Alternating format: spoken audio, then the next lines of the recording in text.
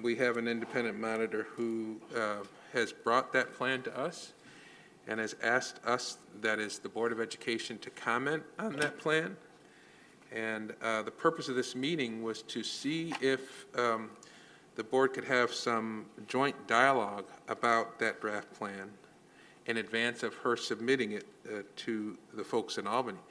Of course, after she submits it to the folks in Albany, I believe the statute allows the board to make objections, but I think it's in everybody's interest to see if we could, particularly the board, come to some consensus about ideas and suggestions we might have, share them with Dr. Jallo now before she submits it, so there's no need for a formalized appeal to the commissioner.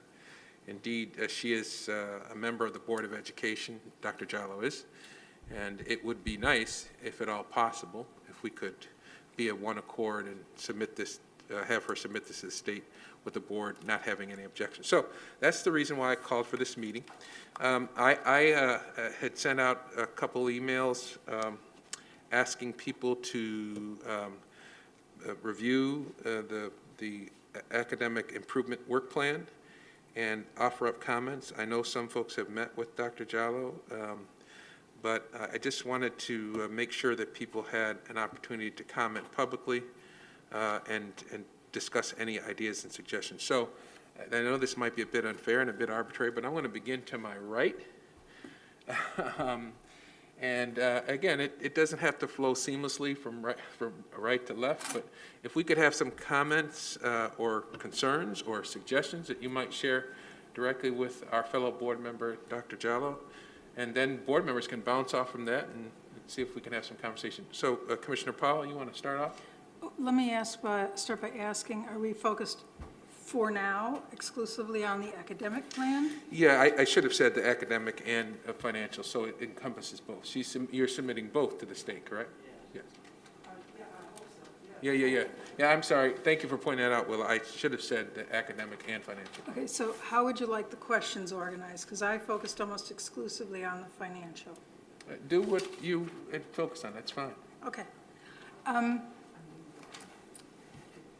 Okay, let me start with the small things, because the first thing that I noticed, without even looking carefully, was in Table 5, Item 1 of the Financial Improvement Plan. The evidence of implementation, last sentence, there's something missing grammatically. The sentence does not make sense. I think it intends Table 5, Item 1. The last sentence reads, this will be effective immediately following the RCSD Board of New York State Commissioners approval. I think and, just putting and where it currently reads of, would make it a valid sentence. You want me to respond? I think our time would be better spent the grammatical and spelling errors. We're seeing a version that is already an old version, it's been updated and formatted. So if we could just go to content, I think that would be a preferable way to use the remaining time of the hour.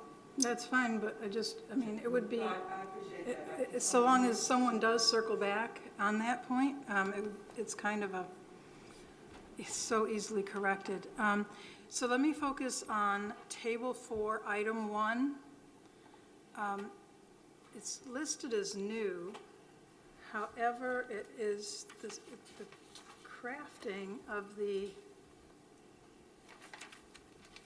language is exactly the same as it was on the original. This Table 4, Item 1.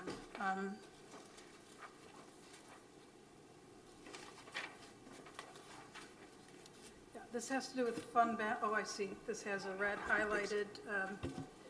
The red highlighting didn't come across on my version because I was using my iPad and it doesn't pick up all formatting. Commissioner Powell, if you want to say the page number, I can follow along Yes, for the folks at home as well. Sure, it's page 16 of the financial improvement policy.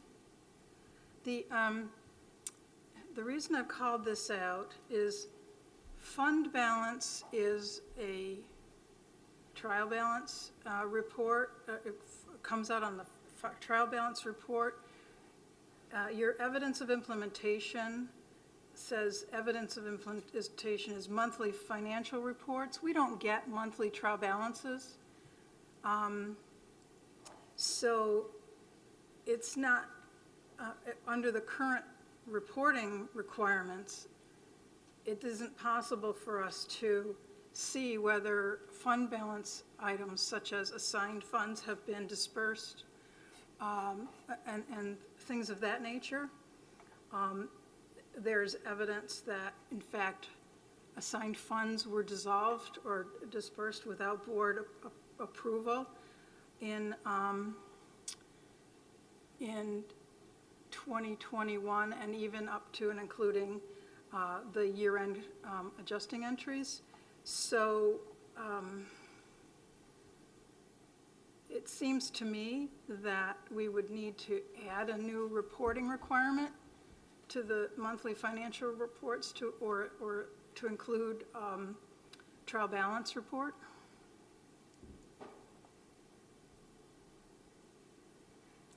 Do you have any comment on that? Well, this was reviewed by administration. Nobody raised that issue as a challenge or a problem. So I'll bring it back to administration. It's not an issue for me one way or the other. But monthly financial reports was not raised as an issue. Of course not. They don't want us to see what the fund balance changes are. They don't want you to see it on a monthly basis? Isn't that the position you would take? The position I'm taking is that it was reviewed with administration, and administration didn't raise an issue or a concern about showing evidence of a monthly statement.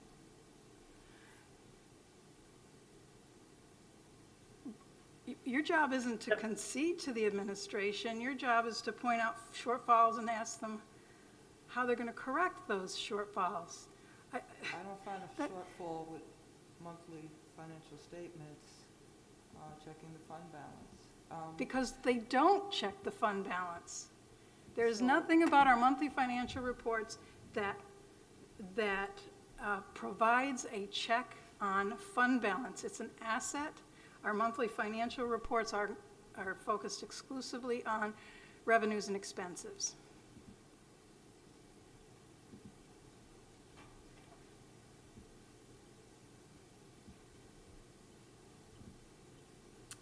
Okay, I'm hearing crickets, so do you, Mr. President, do you want me to just go to the next question? No, what I do want to make clear, because this is not just a conversation between you and Dr. Jallo, I want to make sure that there's an understanding from the board with respect to each commissioner's positions or concerns. So I saw you having a conversation with Dr. Jallo, which is appropriate. She's a member of the board too, but talk to me about what you think is required here. Okay. And of course, you're talking to everybody. Sure, thank you. What we learned just this week with the audit, with the completion of the audit, is that the fund balances are often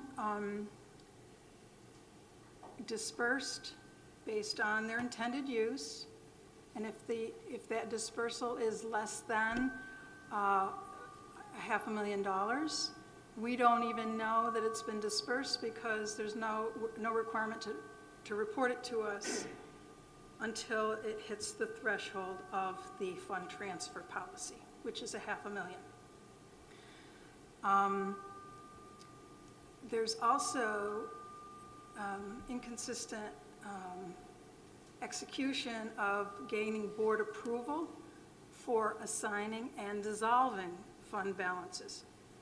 And there's evidence in the audit that shows that assigned funds were dissolved when in fact they were needed and should have been carried forward.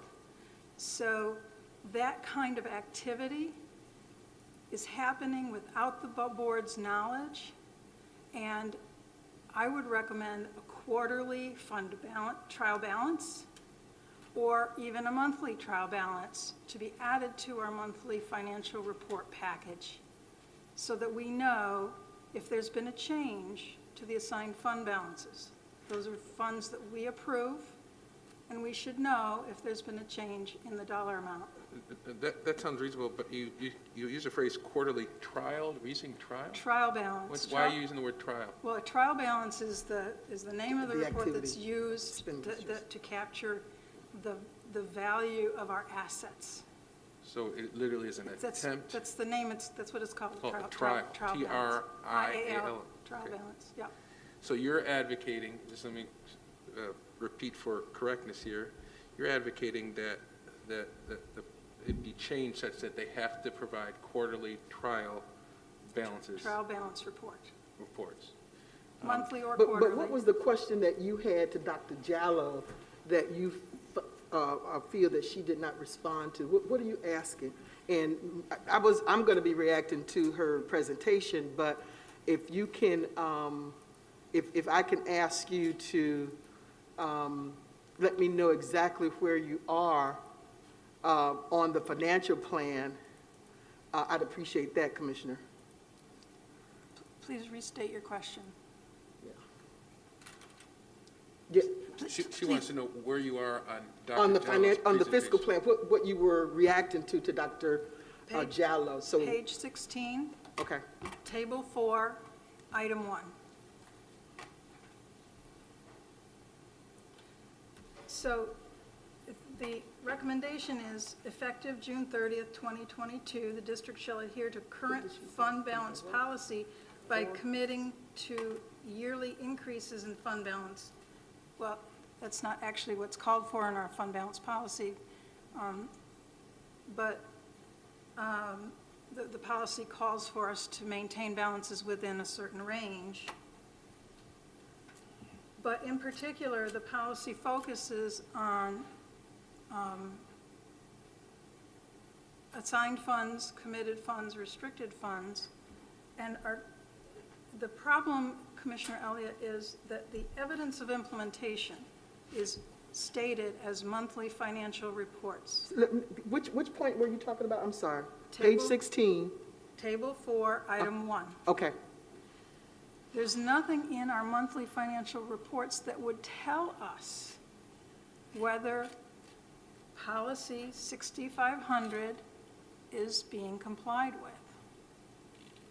Yeah, but if they're spending or transferring under the $500,000 amount, we have approved that policy, and they don't necessarily have to report to us with that unless we decide we want to change the policy.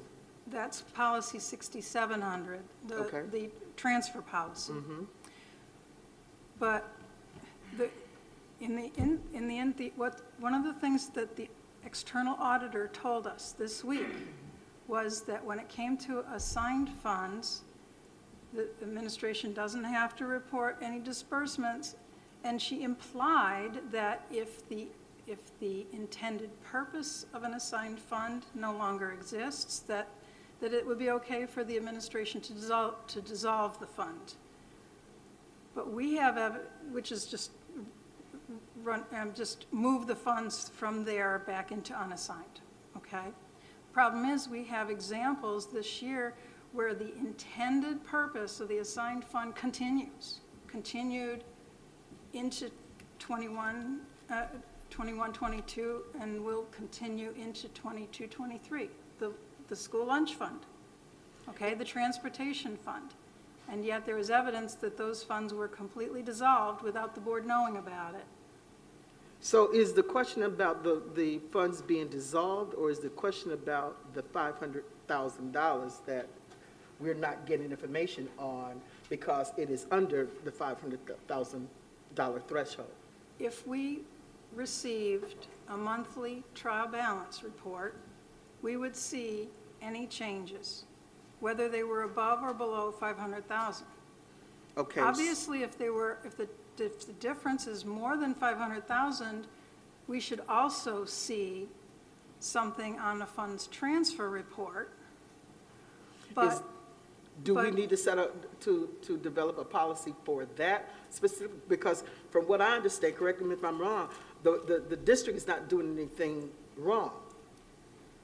Help me out if I'm not expressing it correctly. You know, this is an area that I'm still learning about. Right, they're technically, in the very most technical sense, not doing anything wrong. Okay, However, when the authority for assigning fund balances belongs to the board, then the authority for dissolving it also falls with the board.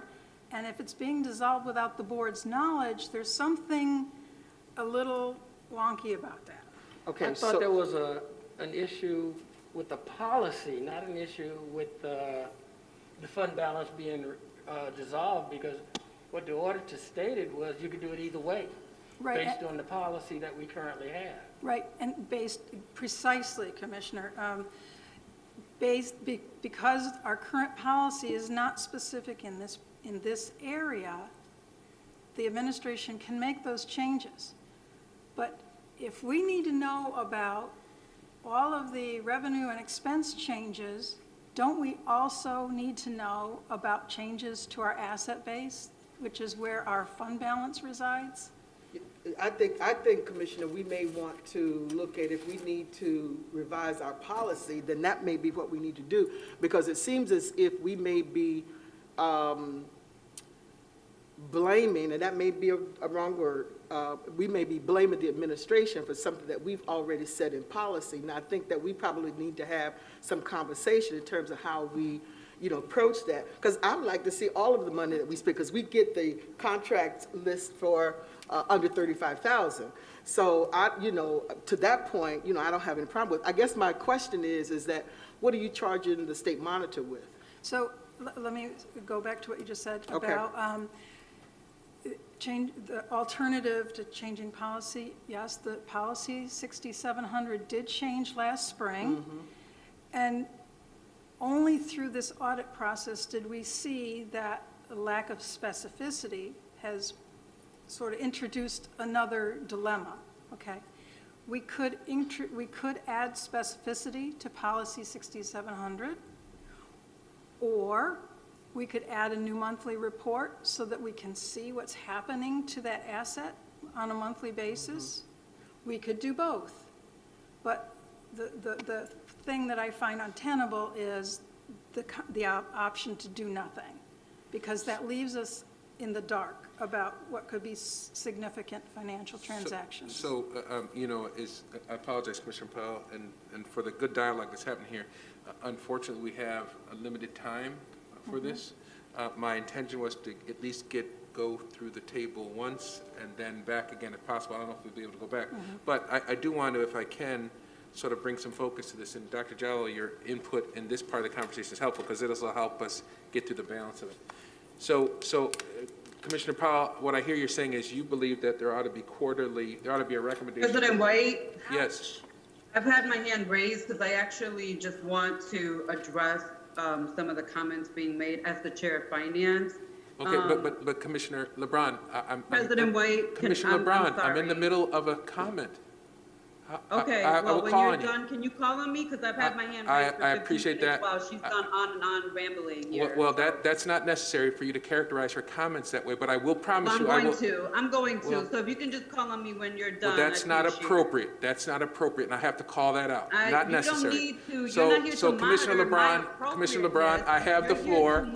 I have the floor, and I will. Facilitate the meeting, and I've had my hand up, so that's all I'm asking you to do. And Commissioner LeBron, I do appreciate. think my comments are relevant, so thank you. Commissioner LeBron, I appreciate you drawing my attention to the fact that I did not call on you. I did not see you up there. I apologize for that, but please do not interrupt the speaker in the middle of speaking. And please do not mischaracterize people's comments when they're trying to offer up something to the rest of their colleagues. So what I'm suggesting at this particular point is that Commissioner Powell is saying there ought to be these quarterly reports. And I'm looking to you, Dr. Jallo, sort of move this conversation along and saying, do you see a need to put that into your report? And if not, Commissioner Powell, you correct me if I'm wrong, or anyone of my colleagues can correct me if I'm wrong on this, why couldn't we just take appropriate action to make sure that happens? She might want to put this in a report, she might not, but if she does not, the way to move this conversation along is to say, well, then maybe after this meeting, at some other point in time, whether you're chair of finance or not, you ought to be making that recommendation to the rest of your colleagues. Right. That's how we can move this along. Right. One thing we could do is we could include a new report in policy 6630, or we can revise policy 6700, or both. So I want folks to realize the reason why I interrupted. I want to have a model for proceeding. So you made your suggestion to her.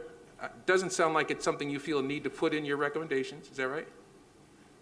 I'm not opposed to it. Okay. But I do think it doesn't address the main issues that were raised. I think you do have some policy issues. Okay. If you think that putting it in the plan is going to leverage that work, I'm not opposed to it. Okay. But I do think it's a policy issue. Okay.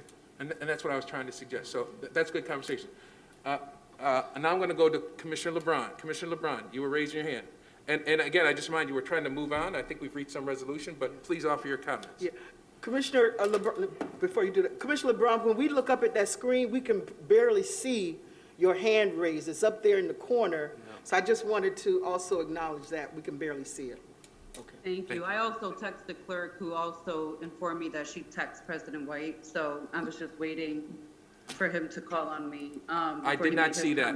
I was trying to run the meeting. I apologize. It's okay. So a couple of things.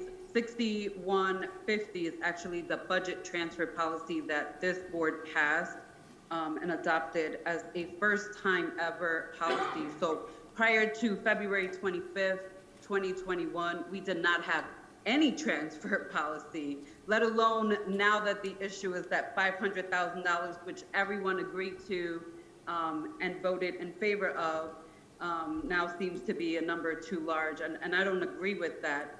I, however, do want to point out that we do get every month in our finance packet the trial balance, which shows the fund balance and any transfers that are being made, and that is already a part of the financial packet. I don't understand why this is coming up in this public hearing and what it has to do with Dr. Jallo's report, and I feel like there seems to be some misunderstandings of what Dr. Jallo is reporting back to the state versus why we're having this public hearing today to hear from the board. So I just wanted to clarify that we do get something that shows that every month, and that, yeah, President White, there is nothing that stops the board from asking those questions in the finance meeting, or asking for an update, or asking for that to be put on the agenda for a conversation, whether it is in the finance committee meeting that meets every other month now, or at the board business meeting. Literally nothing stops the board from having those conversations. So I just want to put all that on record. We already receive it. If folks go through their packet, they would see it, and if they have questions, they can always submit them or bring them up at the finance committee. Thank you. Thank you, Commissioner LeBron. Again, I want to reiterate, I offered this forum so that board members could offer up their own assessments and their own opinions about what they thought was appropriate. And I don't want to discourage people from doing that. So please, if you have any comment that you believe ought to be discussed, you're very right to bring it up today. So again, we're going to use that format. Make a suggestion. Dr. Jallo, please respond. And we can see if we can reach some resolution, maybe through some brief conversations, and then we'll move on to the next person. Commissioner Malloy. Hi there. I don't have questions per se, just more several comments. I know if I have any questions, I can do that offline with you for clarification, because this is a pretty massive document. I think I don't really have major concerns about everything here. I think this is pretty succinct. But in Table 4 for the findings for turnaround leadership domain, I know that for number 12, the board and superintendent, it says the board and superintendent have not finalized the goals to be used to evaluate the performance of the superintendent. We did recently come up with those together as a board and approve those. So just wanted to state that. Which one of the reports? I'm sorry, if you could give the page number, if folks can get the page number. Page 13, finding 12. Of the financial plan? Oh, no, not of the financial plan. I'm sorry. I'm on the academic. Okay. Page 13, you said? Yes. Okay, wonderful. Thank you. Thank you very much. I didn't have any comments on the financial plan.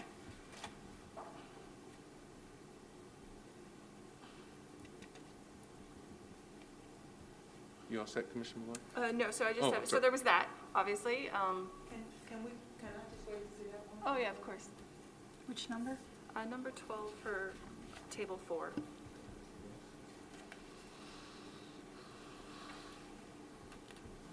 That was one of the original findings Okay, from November 30th. So what I did was I left everything as it was Okay. and then tried to identify whether it was new or modification.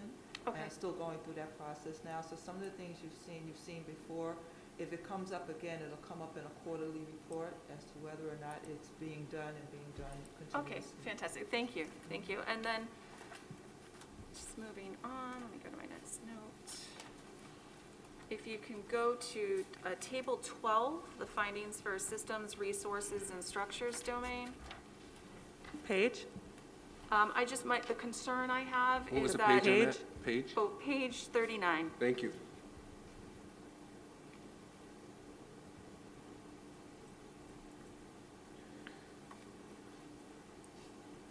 I just, as a board member, want to make sure we're being as accurate as possible with these teacher and administrator ratios. And they just seem to vary greatly, so I'm trying to get clarification and understanding as we move forward with potential right-sizing of the district, how those numbers were gathered and which is accurate. Okay. Okay? So one of the things that still has to be done on the academic plan is receiving from Is administration. is your mic on? I'm having a hard time hearing you. Can you hear me? It's not really better. One of the issues still looming on the academic plan in particular, and to a lesser degree in the financial plan, is getting updated last-to-the-minute data from administration about things such as enrollment, staffing, vacancies, ratios, et cetera, et cetera. So that's the last part. In some places, you'll still see it as green, which tells me I still have to receive that information Okay. and verify it. Okay, Okay. thank you.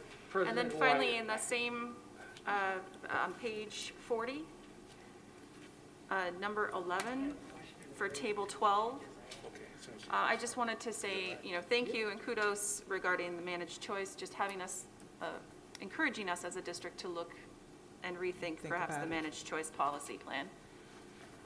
I think that those were the only, last one, last concern would have been something that was under the multi-year on page 48 Thank you. of table 13. And that just also has to do with staffing ratios as well. But you've provided clarification here, so I think I'm good. Okay. Okay, thank you.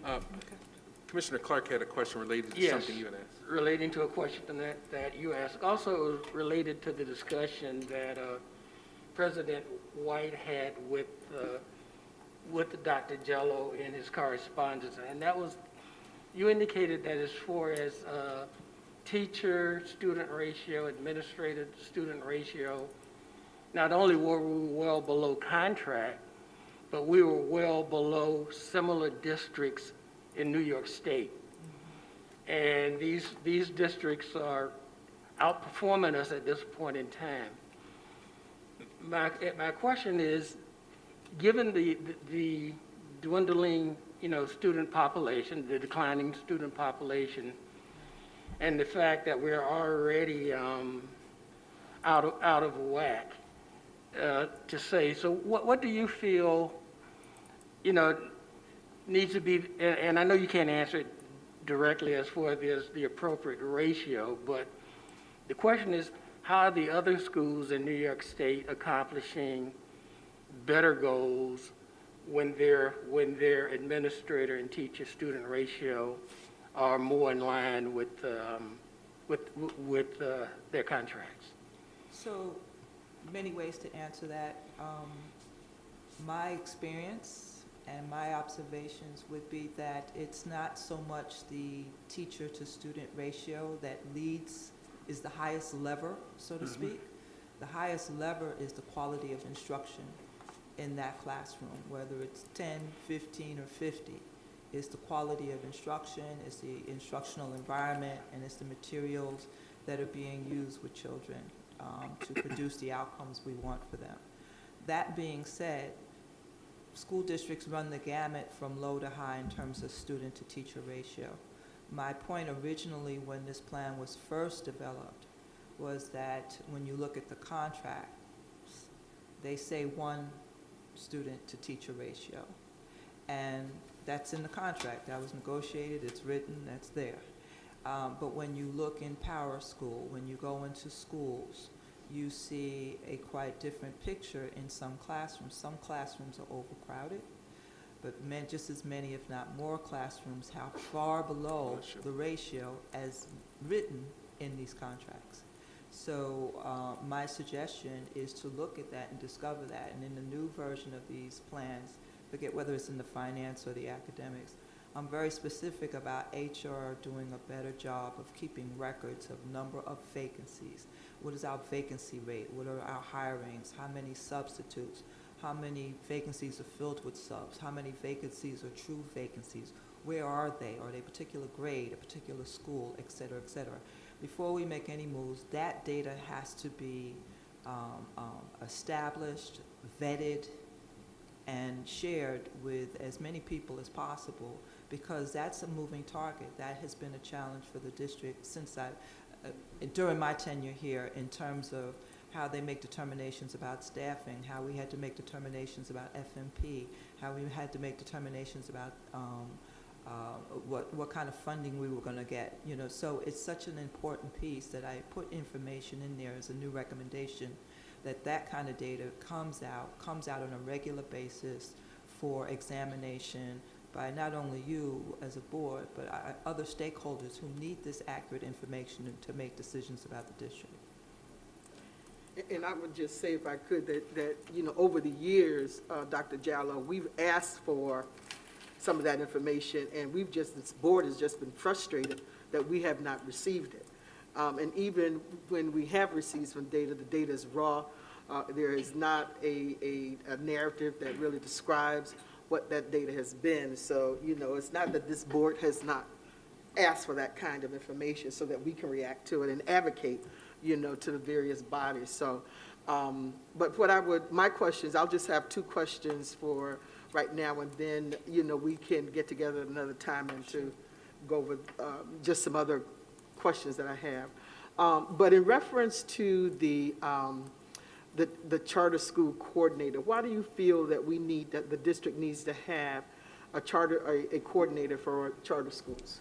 I thank you for that question. I was hoping someone would ask. Your charter school population is quietly increasing to close to 7,000 students. And for some, that's a district. And so with those numbers, and you have been given hints, documentation that number will grow next year and continue to grow, even if it doesn't grow by another student, managing the tuition, the enrollment, the payments, the funding, the busing, the lunches, everything for 7,000 students spread out across a number of schools requires a system, a group of people, someone to lead that charge to make sure that appropriate accounts payable is going on, the appropriate tuitions are being charged, that the children who have IEPs are appropriately being serviced, to make sure that busing is being taken care of and you're not overpaying for anything, or you're not under resourcing yourself by not getting the full tuitions, payments, and so forth and so on that's supposed to be going on. And right now, the office is struggling. They're struggling because the population is growing, the number of schools is growing, the number of students are growing, the demand is growing, but the back office that handles all that paperwork associated with this growth is not growing. It's still pretty much the same. The regulations continue to change, the tuition amounts continue to change. The district has been cited for charter schools and their payments in the past. And I just think that you need somebody down there, whether it's probably in finance or associated with finance, who is helping to facilitate this growing population until the district is able to do something to turn those numbers around. My thought is that you were recommending this position. My thought had to do with what authority would this position have over charter schools, and that would not be any. It's not, well, you really don't have authority per Right. se anyway. Yeah. But you do need a liaison for all those different services that you're currently providing, Okay. all those schools and all those students, and quite frankly, all those families. So I think that kind of a position is in order. And the next question and the last question has to do with the urban campus renewal position. Can you talk about that position? So, since my time here, we've spent many hours in meetings in the district and out of the district with the third phase of FMP. Now you've been granted FMP. It's a $500 million deal, so to speak, with multiple schools over multiple years. That's just FMP. Then you have CIP. You have capital projects that you have afoot that you plan to do for the district. And then in addition to that, you may be about to embark on closing and consolidating schools. So I think you need someone who is dedicated to the facilities and the renewals and the upkeep and the management of FMP and the management of all these other projects that will be multiple projects going on for many years, for quite a number of years to come. So I just think it's a valuable position that not only overlooks all that development, but also serves as a liaison to the district with academics, with special ed, with other components of the district to make sure that these projects aren't just buildings that are being built or renewed, but are buildings that you are using for educational purposes. So someone who has an education background but also understands facilities, understands project management, and understands finance, I think is also, because of the multitude and the extensive amount of work that you plan to do in your schools across the city. Thank you. I want to make sure at least everybody gets in one comment or question. Bill, how about you? And then we'll go to... Well, Vice President Elliott actually asked my second question, which was the hiring of a charter school coordinator, so I'm all set. Okay. Can I? Commissioner, I'm sorry, go ahead. No, I Dr. wanted to add, to go back to finance for a moment. The other night, we participated in a meeting that was an audit, audit findings were reported to you. And I thought those audit findings were so serious that I did take the liberty of including the recommendations from that audit finding into the financial plan. It's not in the versions that you're looking at because I did it today, but I do think the recommendations made by Ms. Wheeler rise to the occasion that they should go into the plan, so they have been incorporated into the plan, but you don't see them yet. Thank you. Commissioner LeBron, did you have a comment or a question about the recommendations? No, actually, I had a meeting with Dr. Jallo to discuss the recommendations, and I apologize, my grandson is here. So I have no questions for her at this time. Thank you. Thank you. Commissioner Adams? Yeah, I had a reference to what it was just talking about the FMP. I know they have a whole board of people that oversee that. And I think we have like 3 representatives, and maybe the city has 4 representatives or something to that nature. I'm just concerned that we keep creating administrative, what I call administrative positions, man. And when there's such a big need on the front lines, man, for support, I'm just really concerned with that. If we can put the titles on them, I just need to see more support going to the front lines. And I also like to tell Dr. Jallo that I totally agree with the turnaround, her findings on the turnaround table. Number 1, about questions not being answered or delayed, not answering in a timely fashion. We have so many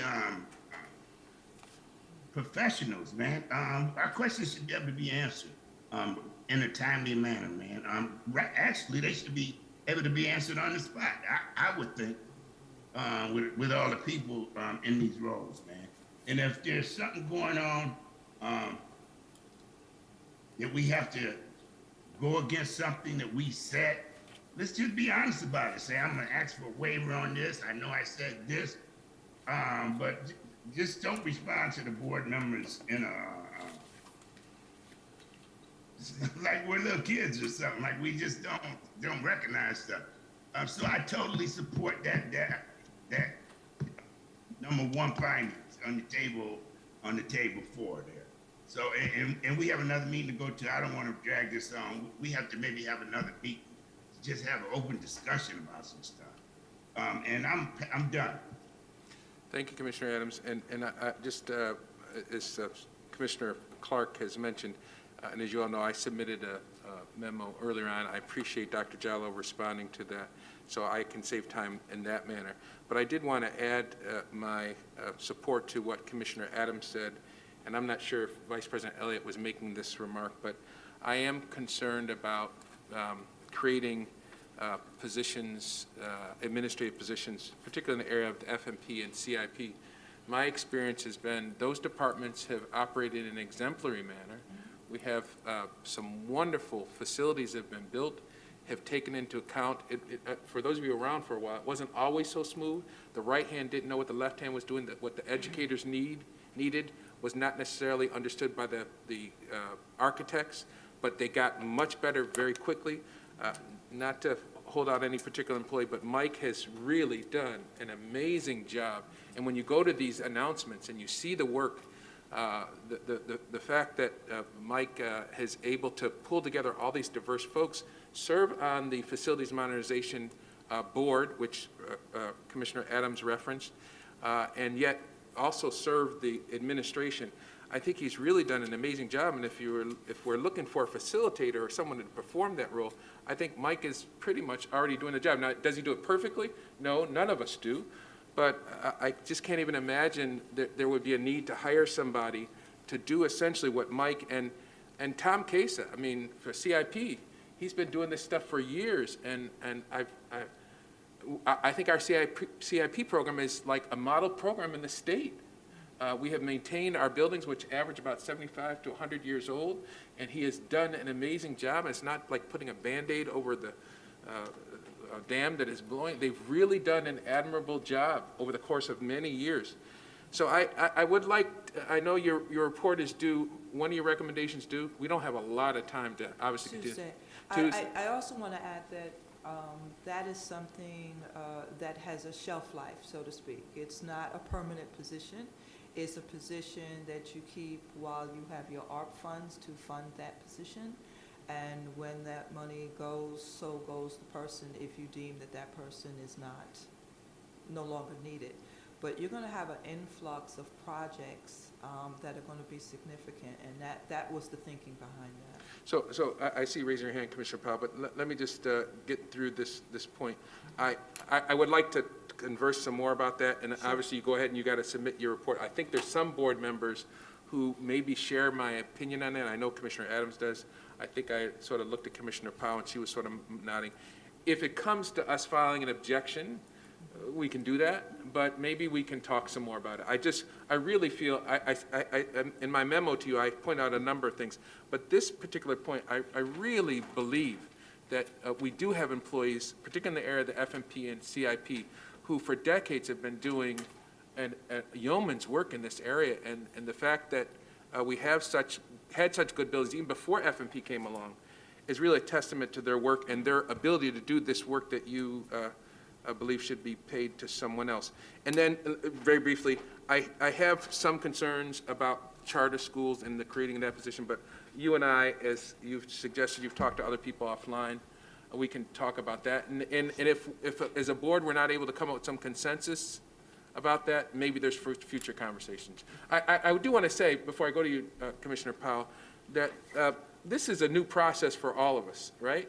And so as I even experienced this today, I feel like there's a better way we could do this, or y'all could do this the next time. But I do think the reason why I threw in this meeting in here, because I thought it was important that we have some conversation about, right, your report, try to come together as a group before you submit it. But again, I don't want folks to feel bad if we end up, and I know you wouldn't, Dr. Jello, if we end up submitting something to the commissioner that says, hey, listen, we have a concern about X, Y, and Z, and if all your recommendations, if we ended up having an objection or concern about one or two of them, it's really not the end of Rome, and I just wanted to make that point. Commissioner Powell. I want to uplift and support what you said about not just the facilities position, but the charter schools position and the, whatever that third Urban. one. Urban campus renewal. Look, the FMP, everything in the FMP is approved by SED.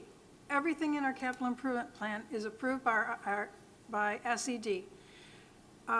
Chief Schmidt is a member of the board of the Joint Schools Construction Board, so he is able to keep tabs on both of those large expenditure plans. And he's at the table regularly with every conversation about school closings and is providing input to those. So he has a full comprehension of all these moving parts.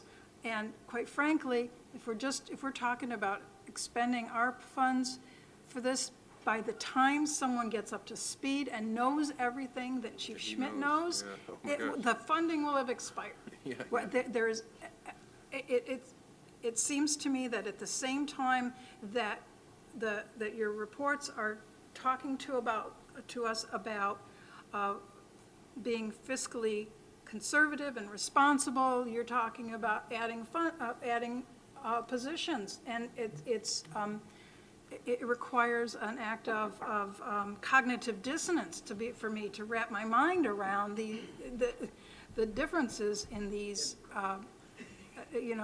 these disparate parts. So if there's any one thing that we could and should be articulating an objection to officially and formally, if it doesn't disappear between now and when it's filed, I would ask that. Secondly, Dr. Jello, you did say that what is before us on the website, on our emails, in the paper copy in front of us are all outdated. I would respectfully ask that we see the most current, because now we're being asked to comment on stuff that potentially is already out of date. Well, we've had a public hearing, we've had individual meetings, we've had meetings with administration, so I apologize if you don't have the most current, but as I receive input, I try to update 2 plans and keep them as current as possible.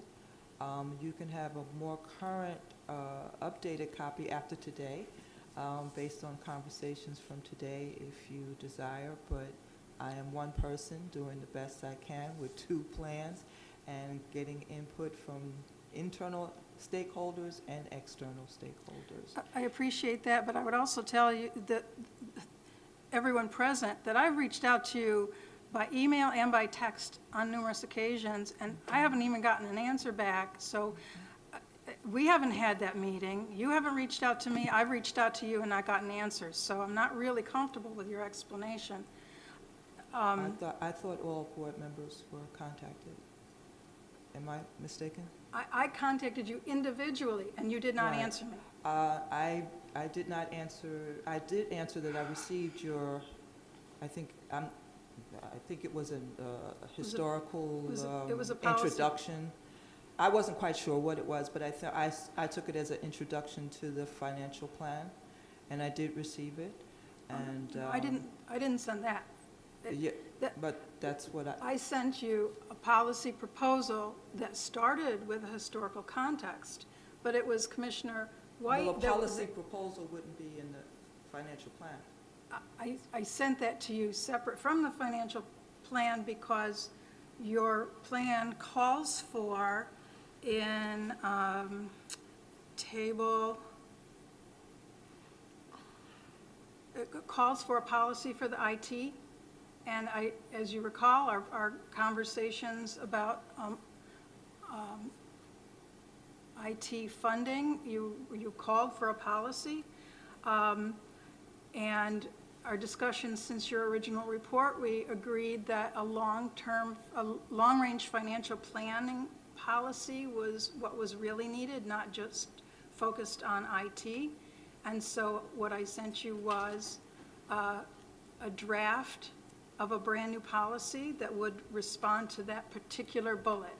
Oh, then I do have to apologize, because I thought it was a response to the plan, and it was something you wanted included in the plan, and then I was confused by that. Oh, that was Commissioner White's request, that we put it in historical context with Dr. Aquino's work and that sort of stuff.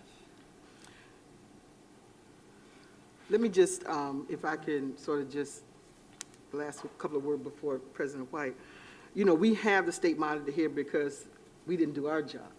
So we need to keep that in the forefront as well, that if we were doing, this board was doing the work that we were supposed to do, we would not have needed state monitors. So, you know, I really would like for us to try to work together so that in the future we don't have a state monitor. And so, you know, if we can do our due diligence as board members, then we won't see, you know, someone like Dr. Jallo or Dr. Aquino here. So let's just keep that in the forefront, that she's here because we were not doing what we were supposed to do.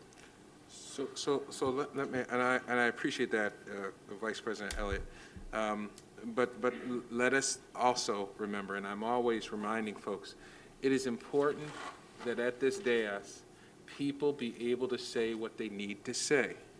And that, and all of us have felt a need to say that about superintendents, about mayors, about presidents, and the independent monitor. I see her over there shaking her head. She's not exempt from that. So if Commissioner Powell has some concern that she wants to levy against her fellow board member, which is the independent monitor, I'm sure she can handle that, and the democracy can handle that, because we all done that against one another. She's simply a board member, and with all due respect, in the spirit of disagreeing, I'm glad that Dr. Jallo is here to offer up her insights. The history about how she got here is really not relevant.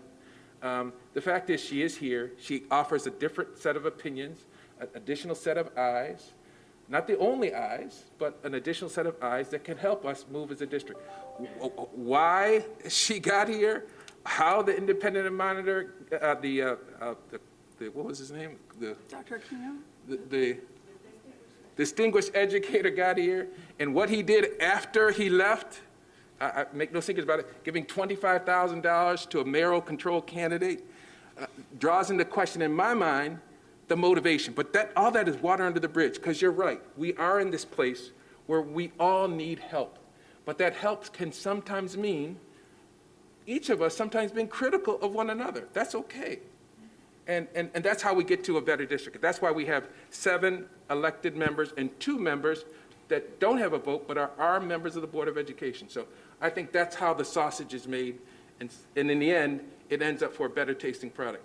Really briefly, Commissioner Powell, because we got to get going. Yep, it won't take long. I just want to say that in regards to going back to the conversation about a new trial balance report, the existing policy does not include a trial balance report. Even the policy 6630 that's being presented to the board does not include a trial balance report.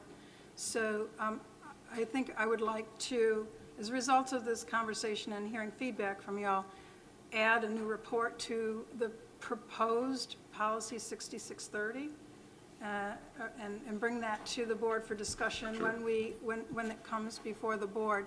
That would probably satisfy my concerns about that, with or without respect to Dr. Jallo's report.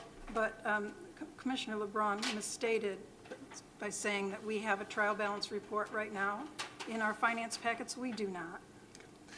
Motion to adjourn. We do. It's in there. You can go in and check it. It was in the October one. And we, again, only meet as a finance committee every other month. But my hand has been raised again for a couple of minutes. I'm just patiently waiting. I'm sorry, Commissioner LeBron. Go ahead. In regards to, one, I'm not going to submit an objection to Dr. Jallo's report to the state commissioner at this time. So hopefully moving forward, we'll figure that out. It would require also a hearing and the commissioner to make a decision. So I just want to remind folks of that. And I do think it's relevant that we understand and are reminded and remind this community why we have a state-appointed monitor. And Vice President Elliott is correct. And all of this historical context, some of the people that have been a part of the board historically also are part of this context that got us here with us first, Dr. Aquino and now Dr. Jallo. So I just want to put that on record. And I will not be submitting any objections to the commissioner or signing off on that. So if you do that, you would do a roll call and figure out how to do it by individual board members being named. But I will not be supporting that, and I just want that on record. Thank you. I just want to be clear, the process, as I understand it, and Adrian, you can correct me if I'm wrong, is there would not be individual board member objections. It would have to be the board agreeing to some particular objection to the report that is submitted. So nobody individually would be saying, oh, I object to this, I object to that. It would be the board voting on it. And I hope to have some additional conversation with Dr. Jallo. I'll take the lead on this, because I do think this conversation did seem to suggest that there might be some concern, at least to justify further conversation with Dr. Jallo before she submits the report on the FMP, CIP, and charter school recommendations that we discussed briefly. So I'll take the lead on that, and by that I mean I'll talk to other board members to see if there's some support for continuing that dialogue with Dr. Jallo, and then if she changes her mind, then there won't be an objection, but if she doesn't, it's okay. Rome won't fall. We can file an objection. Yes, ma'am. Can I address, so let's just take charter schools for a second. Sure. If you don't believe or don't agree with the charter school, the creation of the position, it doesn't change what I'm seeing about charter schools. That's right. It's not changing what I'm seeing in the bandwidth and capacity of the district to adequately address a growing population that you have. So I would respectfully ask, if you don't want this, then recommend something else to address the same issue. If you believe that CIP, you don't want an individual to help galvanize and organize CIP closings, consolidations, FMP, if you believe you have individuals in place to handle that, then give me something that says that that's the case, right? Or give me some other alternative, because I can see it coming, SED can see it coming, the amount of work and the amount of documentation that this district is about to produce in order to handle it. You've never had it before because you already have additional stipulations on your FMP because you have a state monitor. If you think that what you have in place can sustain that extra work, then give me some indication as to why you believe that, or give me an alternative option, because that still exists, right? I think that still exists. As it relates to, I forget what the third one was, charter, urban, is there anything else? CIP and FMP. Yeah, well, that's all together. That's all The together. issue around the fund balance, if you want to leverage it yourself as a board through your policy, you have a nice, a policy committee that regularly reviews the policies and so forth. So if you feel that you're already going to do that anyway, that's fine. It'd be nice if you recommend an alternative Absolutely. option. Commissioner Malloy? Just with regard to what you're saying about charter schools and the need for someone to monitor all of this paperwork, and which I understand completely. It's a little more than paperwork, but it's certainly a lot. Right. Yeah. And so I can appreciate that. But what are your thoughts on, part of the reason we're in this situation is because we don't have a moratorium on new charter schools. So we have this influx of new charter schools and students who are leaving, and then this increases the decline that we're seeing of our own student population. We can never get a handle on it as a district. We can never stabilize ourselves and deal with some of the other structural issues that we have in a very meaningful way. So I would like to see perhaps efforts made for some type of moratorium on charter schools. Moratorium, when you have oversaturation, is certainly a discussion. I don't know if it's for the plan, but certainly a discussion. But I stand firm, you have to compete. And the way that you compete is through academic programming, environmental, environments that are conducive to learning, safe environments, environments where families feel comfortable sending their children because they feel certain that their children will get a quality education. Until people believe that consistently and broadly, you will have people seeking other options, whether it's to leave the city, leave for charter, leave for parochial, to homeschool, whatever. They're going to start to think about other options. Start to compete, and the best way you compete is starting in the classroom.